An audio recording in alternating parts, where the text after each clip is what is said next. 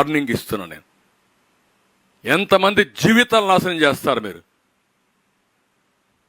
ఆడుకుంటారా మీరు? అంటే మీకేం భయం కూడా లేదు. ఇంత బ్లాటెంట్గా మిస్యూజ్ జరిగిన తర్వాత, సెకండ్ వాల్యుయేషన్ జరిగిన తర్వాత, జరగలేదని కోర్టులో అఫిడవిట్ వేసిన తర్వాత, మీరు కప్పిపుచ్చారు ఇది చెల్లదని హైకోర్టు చెప్పిన తర్వాత, మీకు వాతలు పెట్టిన తర్వాత ఇంకా నువ్వు మాట్లాడతావా? ముఖ్యమంత్రిగా పరిపాలించడానికి అర్హత ఉందా? నీ ప్రభుత్వానికి ఒక్క రోజు కంటిన్యూ కావడానికి అర్హత ఉందా మీకు? ఈ రాష్ట్రంలో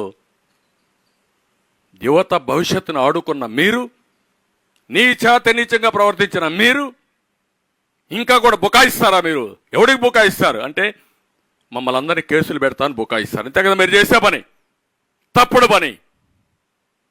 ఇలాంటి దుర్మార్గులను ఏం చేయాలో ఆలోచించాల్సిన అవసరం ఉంది ప్రతి ఒక్కరు కూడా.